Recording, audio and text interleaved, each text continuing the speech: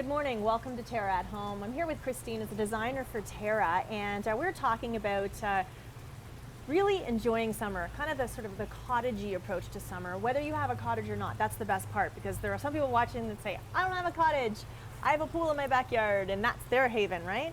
So welcome to the show, Kristine, and we want to talk a little bit about creating that environment and the different elements that you can, again, here in Canada, we love, especially getting some of that Northern Ontario influence in our yard, right? Or at our cottage. Yeah, for sure. Okay, where do we want to start? Well, one of the great things we have are these Adirondack chairs. They're easy to assemble, and they come in 6 great colors, so it's an easy way to add a pop of color into your backyard. Yes. They're also extremely durable and a great thing to have at the cottage. That's the thing, because they're not wood, but they look like they're wood. No, they're actually a recycled plastic product, so they're very heavy duty. But they're great for being around your backyard or at your cottage. And that's the thing, especially when you get the exposure, some of the high winds and rain, you need to have the durability, right? Especially if you are taking these up to your cottage, they're going to have the sun beating down on them, and they're going to look just the same the way they are. So black, blue, other colors. They come in red, orange, green, and yellow as well. And what's great about them is they aren't going to fade from the sun. Yeah, that's perfect. Yeah. How awesome. And again, it's that traditional, as you say, that nice sort of Muskoka chair that we love, right? Definitely. Right, okay, and what else? So another product we have are our fire pits. These are also great. Yeah, these are great to have. They come in 2 sizes, and you can also get the grill as an add-on to the fire pit. So cool, right? Yeah, and of very course, neat. Again, they have the little motif around the side. It get very much, Canadiana, very Northern Ontario kind of feel, and it just adds an environment. Now, with something like this, you do need to check, your local regulations and make sure that you are able to use this in your environment. But again, they are safe, and the best part about it is having this top that we can enclose the fire in. Yes, definitely. So these are made in Gravenhurst, and they're made out of recycled propane tanks, which is really nice too. Oh, come on, that's such a cool idea. And made in Gravenhurst. Those people know how to make definitely, Muskoka just sure. feel how it's supposed to feel. What a great idea. And so again, you were saying in 2 different sizes. So what is this, the bigger one? This is then? the larger size. Yes. There's a smaller one that comes in a rustic material too. Oh, neat. Yeah, but that. it still has the same design on it. And this is so perfect because, again, if you don't have a cottage, which obviously this would be amazing in a cottage as well, again, it's just a little bit safer for children being around. But, having in your own backyard, in your environment, at your house, you can create this awesome little fire pit in the smallest environment. Definitely. As long as, again, you're following your local restrictions. And okay, so let's talk a little bit about some of these awesome products that we have too. So we also carry lots of products that are great to use at home or take to your cottage.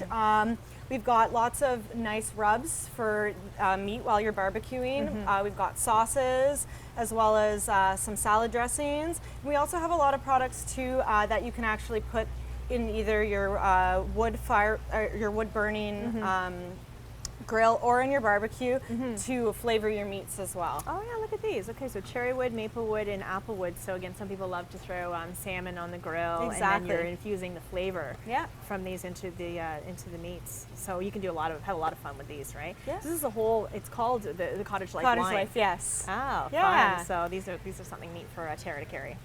I love it. I love it. So again, you're really looking at options of being, outside and trying to spend as much time as we can outdoors. Definitely. And with the chairs, with the environment, and we look around, we're trying to create that space, right? So again, just having this isn't going to do it. So let's talk a little bit about how we can create that awesome space in our yard or in our cottage to sort of, again, layer it up and feel cozy. Well, some other things we've got today are our outdoor rugs, which are reversible. They come in lots of different colors. They are plastic material, so they dry really, really quickly, which is nice. Yes. We've got some fabulous lanterns too, so these are great for bringing some light into your yard or at your cottage when it's dark out. We've got some great stools that come in lots of colors too, that won't fade, and come in 3 different sizes. So that's the one thing that you look at. Some people really want to have that more natural feel when they're looking at their cottage. They may want everything to be more rustic. But we are really we've been seeing it for a few years now, lots of these bright pops of color infused. Yeah. And that's fun to do as well, right? So in terms of, color trends, what are we really seeing the most of? I mean, we obviously see greens and yellows, but everything's still very bright. Very bright, yeah. We're seeing really rich colors. Lots of aqua blue is a really big color this year. Your lime green and your orange are really, really big. That's fun. And you know what's good about that is that you can, you know, as they always say, sort of in that design world, do it with the simple things if you want. If you don't want to invest maybe in something that's very expensive, that's brightly colored, do it in the accessories, Exactly, right? yeah. Because then you can change them up. Yeah. I mean, you could even Lanterns paint are those. great. Yeah, exactly. You can Right? spray paint the lanterns. They're great. Sure. Great for that. And they can always come indoor too. So in the wintertime, you can use them as that pop of color in Right. those cold months for You sure. know, I did that actually this past winter. I actually took some of my lanterns from outside for the first time and brought them indoors. Yeah. And it really, then you are getting the use out of them. And with the ability to be able to spray paint them and change them over time, there are so many different styles of lanterns right Yes, now, yeah. from traditional to contemporary and just really fun. So they are something I find that really creates a great atmosphere wherever you are. If you can stack them all up Yeah. or put them around your pool or down your walkway. Right? Definitely. Lots of great, Yeah. and obviously the light is a big deal for people, as having spot lighting, and that's a great way to achieve it. You're talking about this rug as well, and the different rugs. Again, that creates a sort of a foundation you're building everything from. Yes, too, definitely. Right? It anchors the whole space, especially if you've got like a larger area that isn't so confined. It definitely does that. It anchors your furniture down and just gives you that nice color. Yes, and which is exactly as great. you're saying, if you're maybe not using too much color, this is a great way to do it. And the material, as you mentioned, when you're using natural fibers, as we know, they break down very quickly. Yes. They're really nice to have, and again, especially if you're going for a very natural look. But with the sun and water exposure, if the water is hitting them, they do break down. So these are actually really, really durable. Yeah, they are. They're great. And the fact that they're reversible too. Yeah. This side has more color, but if you Sure. wanted a little less color, Okay. you can have that too. And yeah, they wash down great with a hose, which is awesome. And they aren't going to fade against the sun, so you That's can get a great. lot of use out of them. I think I'll sure. have to get one of these this year because I have one of the old fibrous ones, and it lasts me one season. And that's the thing, they're not going to create that mess either, Yeah. and you don't find things are kind of balling or attaching Right. to them either, which Right, is or nice. the staining or getting mold or Yeah, anything like that, right? definitely. Planters, obviously having lots of planters around, as you're saying, utilizing the stools and making sure, again, it all just builds up an environment. Yeah, these are great for like hanging baskets, so you can get something draping off of them, and it just creates some height in your space. Yes, and again, just adding ferns, adding whatever you like, whether it's pops of color through, as you say, the accessories, or through your plant life, or just adding lots of green foliage and creating that. Especially if some people are living in more of an urbanized backyard, it's hard sometimes to create that cottage life. It but is, that's what we're for trying to sure. do here Yeah. with some of these. So thank you so much. Good Thank you very information, much. and this is an awesome way to have a great summer, sitting around the fire with your friends, glass of wine in hand. Good stuff. All right, that's it for now. We're going to have more Terra at Home right after this quick break.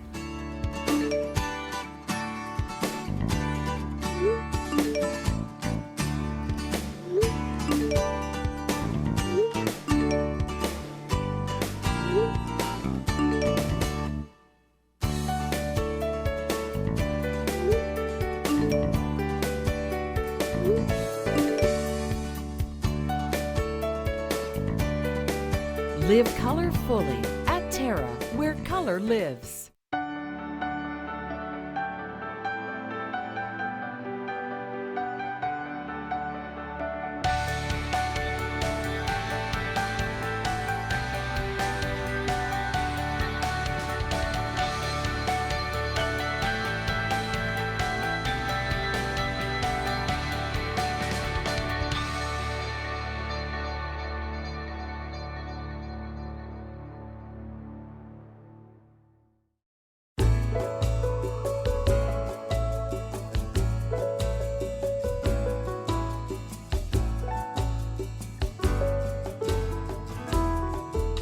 Heritage perennials. Look for us in the blue pots.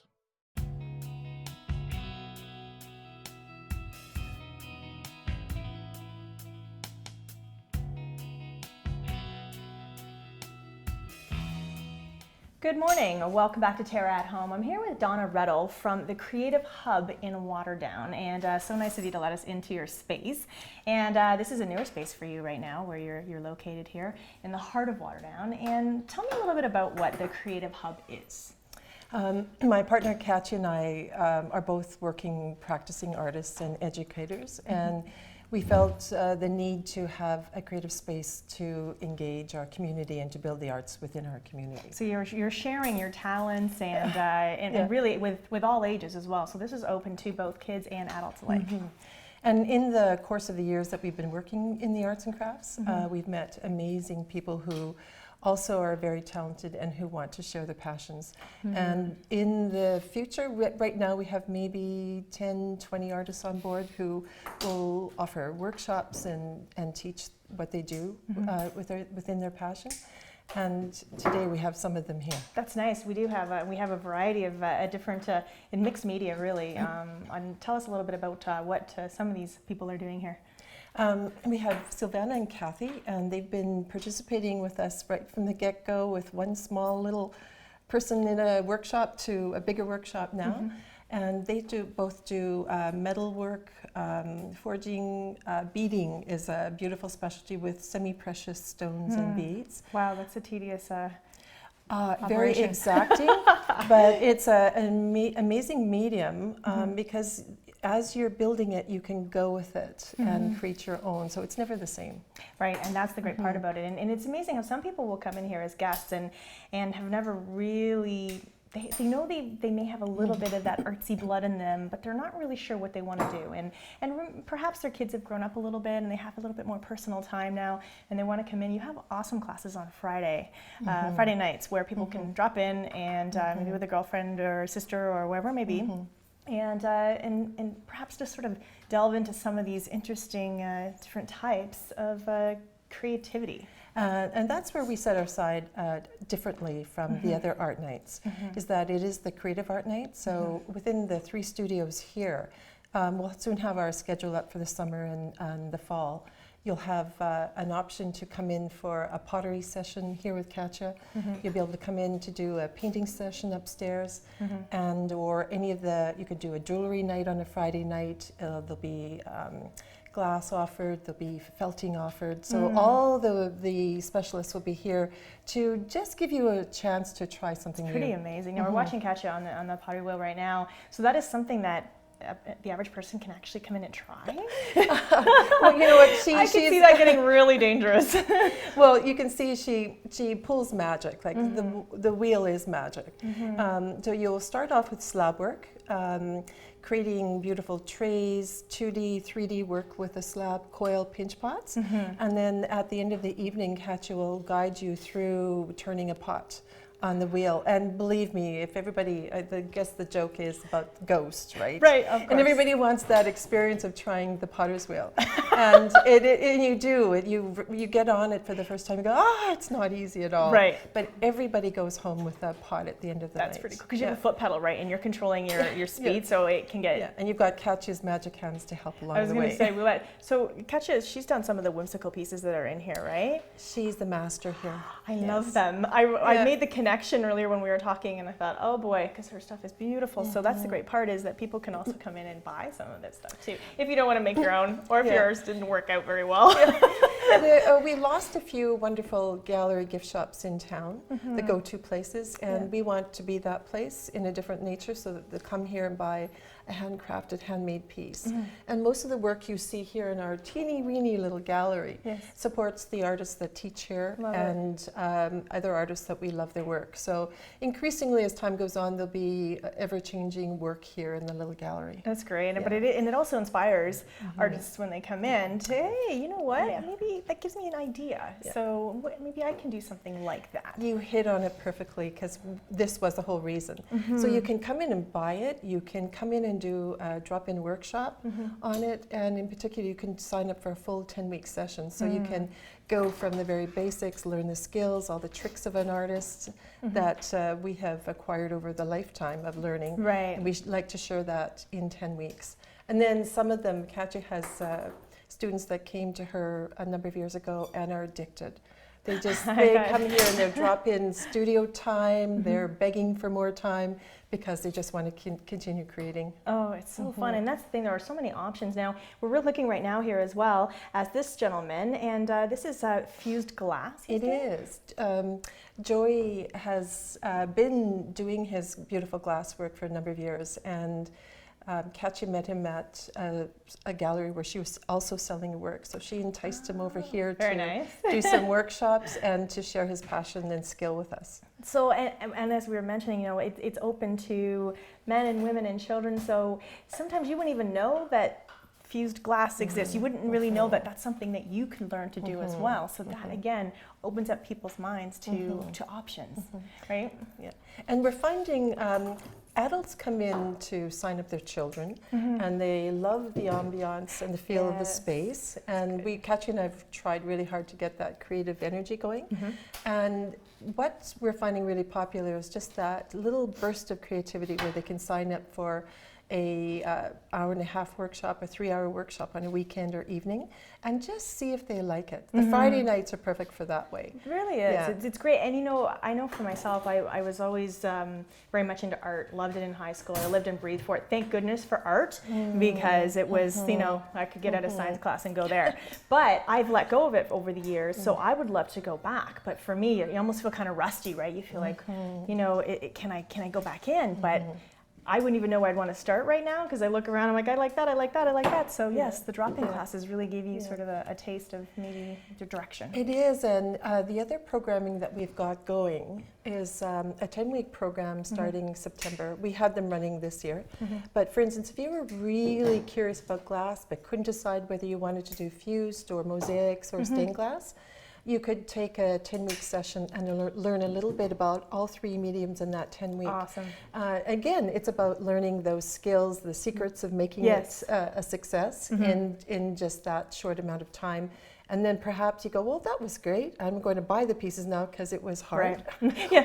Or I'm going to maybe focus in on this particular one. Yeah. And also, just before we go, obviously we referred to the kids classes, kids workshops, and camps in the summer as well. So that's something people can look into. We've got fabulous summer camps here where they'll spend half a day on this floor with the pottery, and then upstairs in the art studio. And this goes for adults too. There's a weekly session that they can sign up for. So people can go onto your website? Yes. Okay. And your website is www.thecreativehub.ca. Perfect, and located right here in the heart of Waterdown, a great place, and you have created a perfect environment to come and be creative, and hey, we all need that, right? We need that getaway from the stress of life. Thank you so much, Donna. All right, that's it for now. More TERRA at Home after this.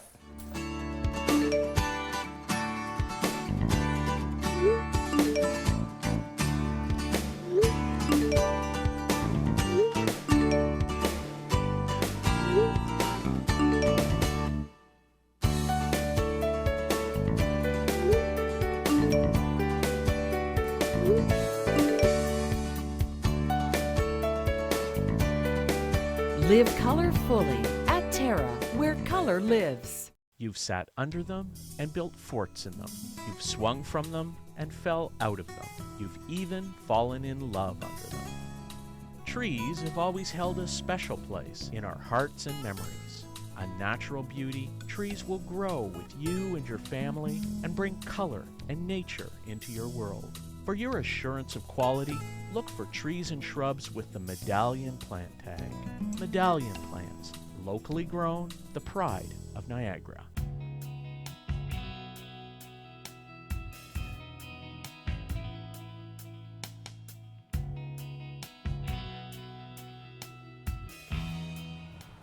Good morning, well, welcome to TERRA at Home. I'm here with Chef Mark in our TERRA kitchen, and we are working with scallops today. We're going to do some sea scallops today. Okay. Yeah, we're going to do them up a little bit differently. You know, this one thing we're going to be making today is couscous, and a lot of people shy away from couscous, and if you realize how versatile it really is and how simple it is to make, I mean, this is probably one of the easiest things to cook in an entire kitchen that is as versatile as it is. Go figure. And you're right, though. I have some at home, and it's just been sitting in my cupboard because I was going to make it, but I tend to not do it. I understand the concept of making it, but still, it's one of those things you don't realize how easy it is. It is so simple. So explain to people what couscous is. Because it's actually almost like a little pasta, right? Like a little baby. Yep. It's not a grain like some people think it is. No, it's not a grain. It's a wheat-based. It's basically a pasta. Yeah, it's a like a noodle. tiny little pasta. Yeah, a little pasta. But what's nice about it, there are a couple different kinds. Now, this is your regular couscous, and then there's another brand that you actually have to boil. Right. Now, this one here or another style of couscous. This one here, what you do is you put it in the bowl and you add your stock to it, and or your boiling water, and you flavor it the way you want, and then you just let it sit. And all it does is it just absorbs all that moisture, it absorbs that flavor, and then That's away the it goes. easiest one. This is the easiest one. Okay. And it takes probably about 6 or 7 minutes to do. Wow, awesome. So it like I said, great versatile dish that you could do with chicken, you could do with lamb, you could do skewers of whatever you So want. much. It's just a great It's another item to use. option in It's your another kitchen, option. right? That's When you're thinking of pastas and rice and quinoa, different. This is another one of those This is ones another that one can of change those. up your dish a bit. Exactly. Okay. So what we have here, we have our sea scallops. Now what I did is I went out and I got some really large sea scallops. These are what they call U10, so there's under 10 of them per pound. Right. So they're at least 1.5 ounces to 2 ounces each. Mm-hmm. We have some cranberries, dried cranberries, and some raisins. Okay. Of course, our salt, our pepper. We have a little bit of honey. Okay. We have some butter, we have some olive oil, we have some radicchio, which we're going to use to top the whole dish with, and some arugula, which will give it a little bit of freshness. And then in this pan here, what we have, and this is where this is going to balance this whole thing out, because scallops are sweet, we got some sweetness here, we got some sweetness here. This here is a cranberry puree. So what we did in the wintertime is we did a nice cranberry puree, just kind of left it, we put it in the freezer, and then we're ready to use it, we pulled it out. And this is really nice and tart. So this will balance all that sweetness out. Of course, you still have these two vegetables here, these leafy lettuces that are going to be a little bit on the bitter side as well. So Okay, and as you say, you always need to balance a dish, right? You You need always to have have to some balance it. acidity in there. You need to have a little. You can't have it just too heavy with fats That's or right. sweetness or. Okay. yeah, you do want to balance it out. So we're going to put our couscous in. Actually, we'll make it all. There we go. We're going to put our couscous in. We're going to take a little bit of butter, and I'm going to put a little bit of butter in there. I'm going to take a touch of salt. So I guess when you're buying your couscous, you have to make sure you do look on the packaging to, Which one to it know is. which one it is. Yeah. You don't Yeah, mess one around. is an Israeli couscous, and Right. it's a bigger grain too. Like Yes. it's a bigger piece. So when it goes in there, you have to put it in the pot with boiling water, very similar to what you do with rice. That one is trickier to cook because very similar to rice, if you constantly stir it, it'll break down, become mushy on you. Okay. Yep. This one, like I said, this is almost foolproof. This one here, but great flavor, great little dish. So you're already adding the cranberries and raisins. We're going to now. put them in now because they're dried. Once Yeah. we add our liquid in there, they're just going to gonna plump right up. plump right up and Great. rehumidify. So we'll put those in. And I'm going to add a touch of honey. And again, So this literally, is this is going to be, preparing itself almost once you've added the ingredients while Once you're you doing add- something else. That's right. Yep. And that's another great thing about this is you get it started in your kitchen, you put it aside, and away you go. Awesome. Okay. So we're going to take our stock now, and all you're going to do is you're going to pour it right on top. And you're using is it a vegetable stock? Or This just is a vegetable stock. Okay. It's dark because we put red onions in Oh, ours. I was wondering. Okay. Yeah. Yeah, it almost looks like a beef stock. So we're going to put, and you want to cover it and then have a little extra liquid in there. And then what we're going to do is we're going to take a piece of saran wrap, and we're going to saran wrap that bowl. Swirl it around. Now the honey would have all melted now, and it's going to mix in. You got your salt in there and everything. Butter's melting. Awesome. Done. Set it aside and literally let it sit for about 6 or 7 minutes, and then you just take a spoon or a fork and just run it through and fluff it up. That's great. It's a great dish. Okay, I'm doing that. All right. I like easy. Now, we have a skillet over here. I'm turning it on high, okay, because you want to sear the scallops. Now, a lot of people overcook scallops. They become very tough and chewy, okay? Scallops should be soft and moist in the middle, even a little bit cool through the middle. Right. So, if you go to a restaurant, somebody serves you something that's a little bit cold in the middle and it's soft and squishy, that's the perfect way to cook how a it's scallop. supposed to be. That's the way it's supposed to be. It is not supposed to be cooked all the way through. If you cook it all the way through, it just tightens right up on you and it becomes really stringy Yes. and tough. Had that before. That's not. It's not. It's not nice. It doesn't taste. What's the point then, right? That's right. That's the thing about seafood is it does cook so quickly. You do have to really be careful with it, right? It's a great benefit to it, but But it needs to be done properly. Yeah. So we have our scallops.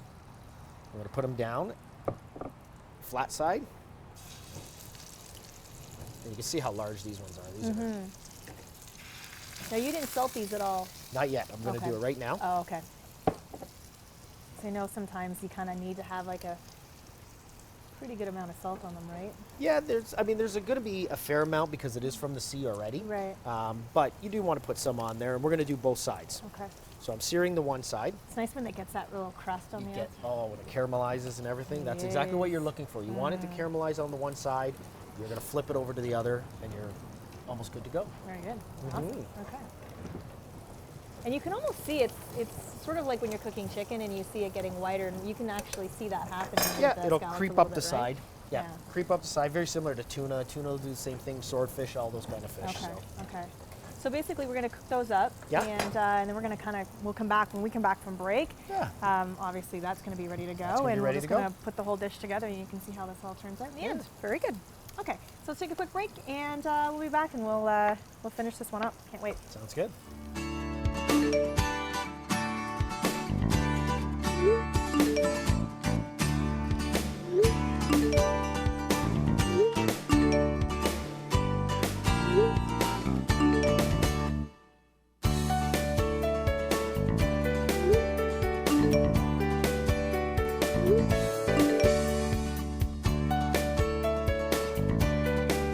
Live color fully at Terra, where color lives. I am a truth seeker. A storyteller. A dedicated volunteer. I am a caring neighbor. A customer's best friend. And a client advocate. I am a survivor. A social media junkie. A proud father of four and problem solver. I am the Hamilton Spectator. I am the Hamilton Spectator. I am the Hamilton Spectator.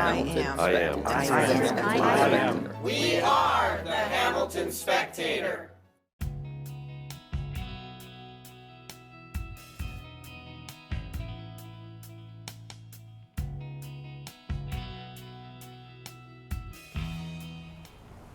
Welcome back to Terra at Home. Don't those look awesome? Yes, our scallops are pretty much done, right, Chef Mark? Yeah, they are nice and spongy still, and firm on the outside, caramelized the way we want them. Exactly. Yeah. So cooked perfectly. And our little magic bowl here of couscous. A magic bowl of couscous, and there you go. Look at that. All the liquid is gone. Just as you promised. Yeah, all the liquid is absorbed. We got that nice fruit in there. You got those raisins. Looks great. You just give it a quick mix, fluff it up, and we're going to start plating it. I always think of dried fruit being in couscous because of, when you're making Moroccan food and, and they often have apricots or dates and it's just some of the good spices that you can put in there as well. I think you'll find a lot of savory versions of this around here, but like you said, when you get into other cuisines, they get that there's nuts and fruits and stuff that mix well. So good. All right, so in this bowl, we just have a little bit of arugula and some radicchio that I shaved. Take a little bit of olive oil. Okay. Just add a touch of olive oil. And this is where the fat's going to come in on this dish because there's not a lot of fat in this dish. So this will just kind of balance that out because you're going to need a little bit of fat in there. A little pepper. This is going to be just a perfectly little comprised dish. Throw our scallops on top. Oh, nice. As you're plating, just want to remind everybody at home, if you want to get this recipe, you can go onto our website at terragreenhouses.com. And again, something very straightforward, but oh so tasty. And that little bit of cranberry is going to add some nice flavor. There we go. Cranberry. And then we're going to take the final touches. Yeah, with that olive oil, salt and pepper, nice and simple. What a nice combination of flavors. Wonderful. Thank you, Chef Mark. Look at that. Beautiful plate, too. We always eat with our eyes first, right? We do. Very nice. Try it this weekend. Have yourself a good one. Thanks. Enjoy.